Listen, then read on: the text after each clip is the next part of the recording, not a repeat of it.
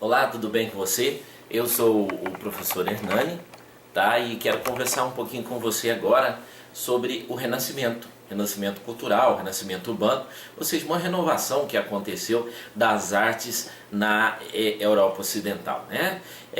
O nome que se dá ao Renascimento é um grande movimento de mudanças culturais que atingiu as camadas urbanas da Europa Ocidental entre os séculos XIV e o século XVI. Né? As pessoas passam a ter uma visão diferente, começa a mudar, começa a observar as artes, a observar a si mesmo, começa a observar o ser humano como um todo. Né? O Renascimento ele é caracterizado pela retomada da cultura greco-romana, ou seja, da cultura clássica. Né? É um período de transição que sai do feudalismo para o capitalismo. Esses dois séculos eles estão nesse período de transição do feudalismo para o capitalismo. Né?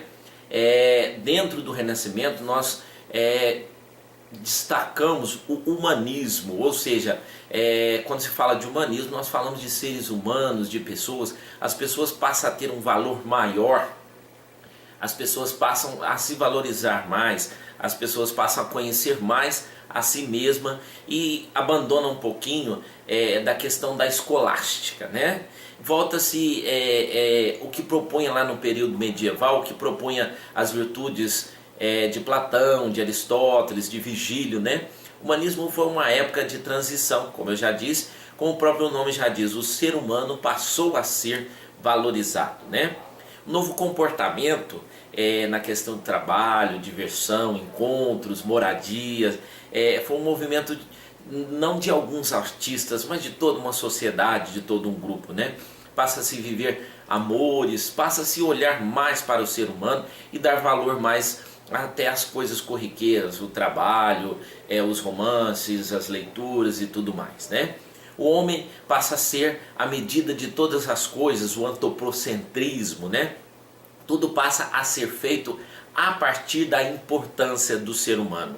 As contradições, os amores, os objetos, as obras de arte, o pensamento, tudo passa a ser a partir do ser humano. A convicção de que tudo, o realismo, a convicção de que tudo pode ser explicado pela razão e pela ciência. Né? O homem passa a ter um valor maior, como eu já disse anteriormente, mas no realismo, a ciência, o homem começa a estudar mais, a renovar seus pensamentos, e a razão e a ciência passa a ter um valor muito maior que não era visto no feudalismo. Né? O individualismo, a ideia de individualismo, a ideia que cada um é responsável pela condução da sua vida, a possibilidade de fazer opções, de manifestar sobre diversos assuntos, você escolher aquilo que você quer, você falar sobre ciências, religião, história e tudo mais, e não ficar, por exemplo, como se diz, restrito somente àquilo que os senhores queriam, aquilo que a própria Igreja Católica queria. O homem passa a ter uma visão mais ampla do mundo. É o hedonismo. O que é o hedonismo? Culto ao prazer. A ideia de que o homem pode produzir o belo, gerar obras apenas pelo prazer de admirar, de construir, de fazer uma obra única, de pintar telas, de escrever um bom texto, de construir coisas para si mesmo, para ser admirado. Né? E tem também o universalismo. O universalismo considera que o homem deve desenvolver, todas as áreas do saber. Leonardo da Vinci, por exemplo, é um grande exemplo disso. Né? Porque Leonardo da Vinci foi físico, matemático, pintor, escultor, ainda estudou biologia, né, várias áreas do corpo humano. Então o homem hoje, nós vemos no mercado de trabalho ou em todos os lugares essa questão de ser polivalente, né, de ter vários conhecimentos, não se restringir a apenas um conhecimento. Então o universalismo ele já começa lá no Renascimento e mostra para nós que nós devemos ter um conhecimento mais vasto, devemos estudar e conhecer várias coisas, né? E o estudo abre o conhecimento humano, o estudo abre a mente humana, né? Então eu costumo dizer que eu escutei de uma professora na quinta série que o estudo é a chave que abre as portas para todos os horizontes, né? Darcy Barros, dona Darcy. Então realmente o estudo abre a mente das pessoas e às vezes nós estamos voltando lá no feudalismo, porque as pessoas têm medo de investir tanto na educação que as pessoas fiquem muito mais críticas, muito mais sábias, né? Vamos pensar nisso. Estudar realmente abre as portas de todos os horizontes. E voltando aqui no Renascimento, o Renascimento a gente costuma ler nos livros didáticos ou nos livros que a Itália é o berço do Renascimento, né? A Itália ainda não era uma nação, mas as suas cidades-estados, as suas cidades que possuíam soberania, né, começa a desenvolver o Renascimento, a partir dessa ligação com o comércio, com a burguesia, com o comércio de especiarias, com o comércio que esses navegantes vão em outras regiões, busca conhecimento, leva conhecimento de uma região para outra. Isso contribui muito para que a Itália seja, pelo menos de início, o berço do Renascimento, né? E a burguesia contribui muito para isso, que são, como se diz, nós podemos dizer hoje os novos ricos, os emergentes. Hoje nós chamamos de emergentes, né? Mas naquele caso a burguesia começa a dar um pontapé e mostrar um mundo diferente, né? O comércio, como eu disse agora, comandado pela burguesia, foi responsável pelo desenvolvimento urbano, e os homens próximos uns dos outros, os sábios bizantinos e outros, foram buscando conhecimento, e próximos uns dos outros foram se comunicando, trocando ideias e assim buscando pensamentos diferentes, né? A produção renascentista, o mecenato praticado comum em Roma pelos ricos, né? Pelos ricos, burgueses, padres, papas, né? Principalmente papa. Esses mecenas eram conhecidos por ser protetor, homem rico, protetor, que dava condições à proteção de novas obras, de pinturas, da sua própria imagem, de esculturas, né? Eram os chamados mecenas.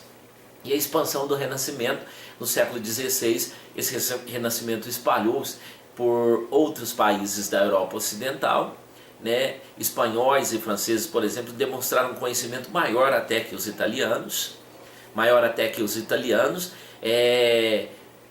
que foi reforçado pela navegação do Atlântico, né? Passa-se o mar Mediterrâneo, fica um pouquinho de lado, e o Atlântico dá uma maior vastidão nessa busca, nesse comércio, nessa descoberta de novas terras, né? O capitalismo, por exemplo, em Portugal é o primeiro estado constituído burocraticamente, a Espanha, a Holanda, e o desenvolvimento de uma mentalidade burguesa, né? O eixo das especiarias, como eu disse, deixa o Mediterrâneo e passa para o Oceano Atlântico, que determinou a decadência italiana, e começa os outros países a também entrar nessa briga, nessa corrida marítima, né? E os fatores da crise do Renascimento foi a reforma religiosa, a predominância da contra-reforma. A Igreja Católica desenvolve o Index, né? Os livros proibidos, que deveria ficar sob a administração da Santa Inquisição. Isso pode ter atrapalhado muito o conhecimento do homem, né? De repente nós podíamos estar muito além do conhecimento que nós temos hoje, já que muitos livros foram destruídos nesse index. As principais características do Renascimento então são a racionalidade do ser humano, né? Pensar com a razão, a dignidade do ser humano, o ser humano ser visto enquanto pessoa, ser valorizado, o rigor científico, né? Buscar mais coisas através da ciência, e o ideal humanista, né? A humanidade, o ser humano como o centro de todas as coisas, e a reutilização das artes grego-romana. Aquilo que foi feito, tudo que é bom é preciso ser guardado. Então aquilo que foi feito lá atrás, e se não fosse tão bom, nós não estaríamos estudando até hoje, né? As fases do Renascimento, que foi a arquitetura, a pintura e a escultura, né? Na arquitetura, as ordens arquitetônicas, os arcos, a volta perfeita, a simplicidade nas construções, as construções de palácios, igrejas e fortalezas, né? Na pintura, nós temos a arte na figura, o realismo, o homem como objeto, o homem passa a se pintar, a se mostrar como imagem, né? A grandiosidade de Deus, no caso a Capela Sistina, as telas de tinta a óleo, o surgimento dos artistas com estilo pessoal, Botticelli, Leonardo da Vinci, Michelangelo, Rafael, então cada um com seu estilo, né? E as esculturas, os papas saem do Palácio de Latrão e passam a residir no Vaticano, e ali se revelam grandes escultores, o maior de todos eles, Michelangelo, no século XVI, né? Porque os papas começam a fazer grandes esculturas dentro do Vaticano, nós conhecemos hoje.